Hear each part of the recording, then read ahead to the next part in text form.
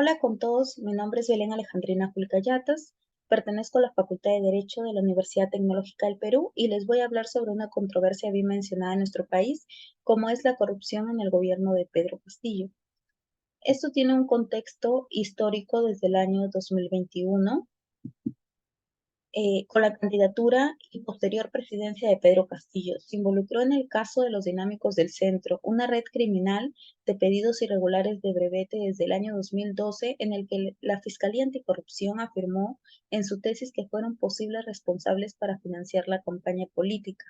Las investigaciones sobre indicios de corrupción en las licitaciones durante su gobierno generaron una percepción negativa hacia Castillo sobre el legado de la corrupción instalado en el gobierno y la nueva crisis que se aproximaba. La corrupción en el gobierno de Pedro Castillo ha sido denunciado principalmente por 3 casos de presunta corrupción en su gobierno y tiene una denuncia adicional por obstrucción a la justicia. Tenemos el caso de Petroperú, MTC Provías y Ministerio de Vivienda. Por estos 3 casos, al mandatario se le atribuyen los delitos de organización criminal, tráfico de influencias y complicidad de colusión. La convocatoria del Congreso para discutir la destitución de Castillo se basaba en la supuesta incompetencia del mandatario para gobernar. La Fiscalía presentó una denuncia constitucional sobre el mandatario, a quien señala supuestamente de liderar una organización criminal para enriquecerse con contratos del Estado y obstruir así las investigaciones. Para la destitución de Castillo era necesario el voto de 2/3 de 130 miembros del Congreso, o sea, unos 87 parlamentarios, y fue aprobada con la gran mayoría de 101 votos. Para la titular del Ministerio Público, la finalidad de esta presunta red delictiva era una sola y se dividía en 2 partes. Primero, copar instituciones como el Ministerio de Transporte y Viviendas con funcionarios afines de su objetivo ilícito. Y segundo, controlar y dirigir diversas contrataciones públicas a favor de empresarios cercanos a los que financiaron la campaña presidencial. La gestión de Castillo terminaría así tras un intento de autogolpe de Estado el 7 de diciembre del año 2022, mientras que en febrero del 2023 se formalizó el expediente para su denuncia penal.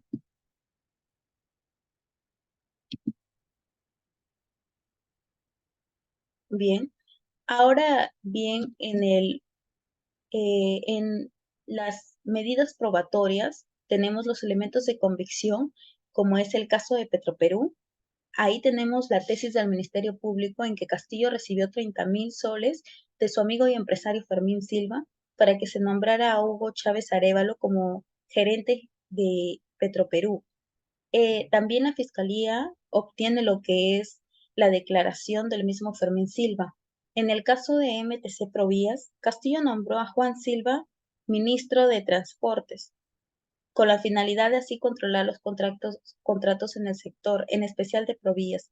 Este último, a su vez, contrataría a la intermediación del empresario Samir Villaverde para que contactara a las empresas y recomendara a los funcionarios para que se encargasen de las licitaciones. En el caso del Ministerio de Vivienda, Castillo, por recomendación de su amigo Abel Cabrera, nombra a Heiner Alvarado ministro, para así primero copar el sector con funcionarios afines. ¿Cómo se ve afectado el Perú con todos estos acontecimientos? Más allá de los posibles casos de corrupción en los que presuntamente pueden estar involucrados estos exmandatarios, los recurrentes cambios en la presidencia del país se explican también por la fragmentación política y por el diseño institucional del país que facilita que tanto Congreso como el presidente puedan anular las facultades de otro poder. En el ámbito político, la corrupción influye en la inestabilidad política de los estados. Los cambios de régimen, en mayor o en menor medida, son explicables desde la constatación de factores de corrupción precedente.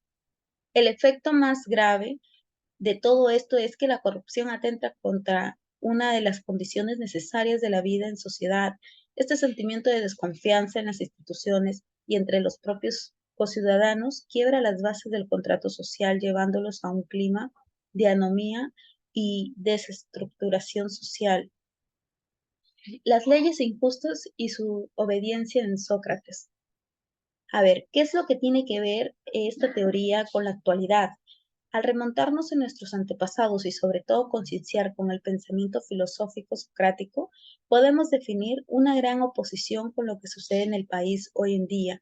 Por ejemplo, en el caso de Sócrates, era tan creyente de obedecer las leyes, así sean injustas, que a él lo enjuiciaron injustamente y pagó su condena, muy a diferencia de lo que hoy vemos con Pedro Castillo, de que antes es más de ser juzgado, intentó darse a la fuga cuando vio de que se le venía toda la controversia y todos los juicios que tenía por aclarar. La democracia como política corrupta y el buen gobernante a partir de la teoría de las ideas de Platón, alumno de Sócrates. En este caso, al igual que ahora, en una definición del modelo de gobernante, destaca la democracia como definir a todos por igual y usar el Estado de una manera natural a favor de todos los ciudadanos, lo que ahora definimos como democracia, pero que aún no se ha puesto en práctica en la totalidad. Es lo que vemos hoy en día. El Estado en el contractualismo social y la corrupción. Esto es una corriente filosófica política que propone pensar el origen del Estado a través de un pacto social entre humanos que conviven en un espacio y en un tiempo determinado. Tenemos la teoría de Hobbes, que es lo que vemos hoy en día, lo que demuestran los mandatarios de poder, ya que él indica de que el ser humano ciudadano o político es una persona egoísta. La teoría de Jung es la mejor forma de gobierno moderno, nos dice que la democracia directa, porque los derechos naturales provienen de la razón. Nos indica de que son inalienables e irrenunciables, lo que tenemos hoy en día también codificado en nuestra Constitución, Código Civil, Penal, leyes, decretos, a lo cual nosotros estamos regidos. La teoría de Jung, en este sentido, el estado de la naturaleza lo define como el hombre que aisladamente es bueno, pero son malos cuando entran en relación con otros. Sobre el deber moral de Kant. Esa teoría se relaciona con la actualidad en el modo que por más que tengamos las normas establecidas y la ley nos obliga a realizar una acción limitante, nuestro interior nos hará obedecer dicha ley para realizar lo que nosotros creemos que está bien o lo que más nos beneficia. Por ejemplo, en el caso de Pedro Castillo, sabía las normas, conocía de leyes, fue nuestro exmandatario, sin embargo, optó por lo que más le beneficiaba, que era un fin económico. Conclusiones. El fenómeno de la corrupción es multicausal debido a que existen diversas influencias internas y externas que llevan al individuo a actuar de forma corrupta. Aunque inicialmente el sujeto no conozca la corrupción, la socialización y la influencia de la sociedad que no denuncia permite y normaliza la corrupción y hace que las personas sean permeables e influenciables en relación con las prácticas corruptas. Entre las múltiples causas que llevaron a Pedro Castillo a ser persona corrupta, podemos observar que tuvo la pérdida de ética y valores, tal vez una mala crianza, una deficiencia en su educación. Pedro Castillo es solo la punta de diversos problemas estructurales que atentan seriamente el Perú.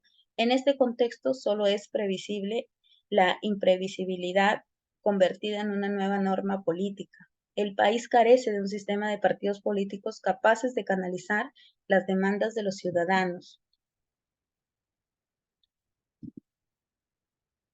Ahora bien, tenemos algunas recomendaciones para poder culminar en el que yo considero de que los gobernantes deben dar muestras de voluntad para castigar ejemplarmente a los funcionarios involucrados en actos de corrupción, los cuales deben ser castigados con más rudeza que un ciudadano común por cargar con mayor responsabilidad. Es necesario establecer un código de ética para la función pública, una campaña permanente para llegar a una forma de conciencia por parte de todos los peruanos sobre la necesidad de la ética para la supervivencia de la democracia. Hoy más que nunca se hace necesaria una mayor sensibilidad hacia los derechos humanos, una mayor conciencia ecológica y una mayor operatividad del concepto de la dignidad de la persona. Se requiere fortalecer también la educación de los pueblos, ya que es la única vía que contribuye a revitalizar los valores morales, cívicos y espirituales de la persona como una necesidad para lograr las aspiraciones de un mundo mejor, más humano, en donde se imponga la cultura de la transparencia y la honestidad. Como medida preventiva, yo implantaría la materia de axiología desde primaria, pero no con el método tradicional de memorizar conceptos, sino realizando dinámicas grupales y describiendo diferentes casos de problemas morales donde los alumnos tengan que proponer soluciones. Estos casos lógicamente irán aumentando su grado de dificultad para cada grado. Si bien es cierto, ahora vivimos en un mundo de corrupción y tal vez sea más beneficioso para estas personas que están acostumbrados a delinquir o utilizar medios ilícitos para así aprovecharse de los ciudadanos, tal vez para ellos es más beneficioso que nosotros no fluyamos como seres humanos, no fluyamos como ciudadanos, no rescatemos teorías, no tengamos conocimientos ni desarrollemos conocimientos para así poder ser fácil, así poder hacer una fácil tregua con sus fines ilícitos que ellos tienen.